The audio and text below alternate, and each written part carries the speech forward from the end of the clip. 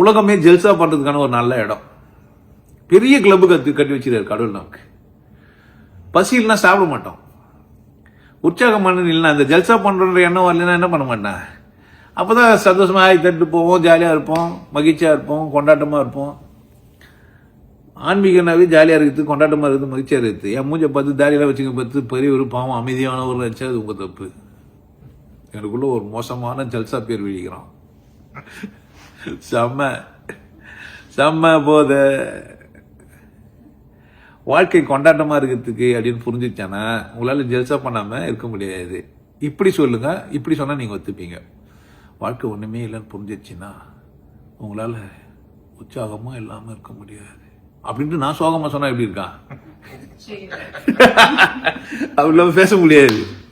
சந்தோஷமா இருங்க. வாழ்க்கை கொண்டாடுறதுக்கான ஒரு அற்புதமான இடம். உலகம் நமக்கு ஒரு சந்தை மடம், வருவோரும் போவோரும் தங்குமிடம். அது நிச்சயம். ஆன்மா சொர்க்கங்குது நரங்குதுன்னு ஏமாச்சின்னு இருப்பான். நீ நல்லா குடிச்சிட்டு ஜாலியா இருந்தியானா நரகத்துக்கு தான் போவேன். குடிச்சிட்டு ஜாலியா சொர்க்கத்துல இருக்கிற எண்ணெய் நரகத்துக்கு எப்படி அனுப்ப முடியும்? கடவுளுக்கு அசிங்கமா இருக்கு. அவருக்கு ஒரு கட்டிங் கொடுத்தா என்ன ஆவாரு? கடவுள் இன்கேஸ் மேபி வந்தாருன்னா டே நீ சொர்க்கத்துக்கு நரகத்துக்கு போடனா டே நல்லா இருக்குது, எனக்கு எதுக்கு சொர்க்கம் நரகலாம், நீ இங்க வந்துரு நம்மள கூப்பிட்டுக்கிறான். அவனை அழைத்து ஆசையில் மிதக்க விட்டு ஆடடாடு என்று ஆட வைத்து பார்த்திருப்பேன்.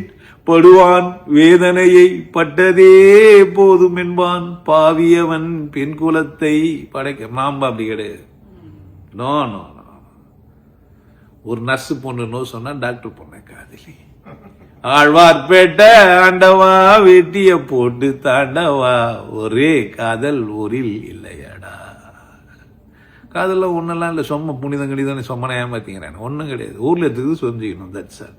இதுக்கு இவனுக்கு கதையெல்லாம் சொல்லி வச்சிருவாங்க. அப்படி அப்படிலாம் ஒன்றும் அப்போ வாழ்க்கை அசிங்கமாயிடாது. ஒருத்தனுக்கு ஒருத்தி நல்லா இருக்குது, ஒருத்தனுக்கு ஒருத்தி சந்தோஷமா இருக்கு. என்ன பிரச்சனை? அதுக்காக எல்லாரும் கூட சந்தோஷமா இருக்கக்கூடாது, பேசக்கூடாதுன்னு யார் சொன்னா? எல்லை வச்சுன்னு சந்தோஷமா இருந்தாங்க. யார் இஷ்டம்? இந்த ஜெல்சா பேரிக்கிட்ட உங்க ரூல்ஸ் அண்ட் ரெகுலேஷன்ஸ் எல்லாம் அது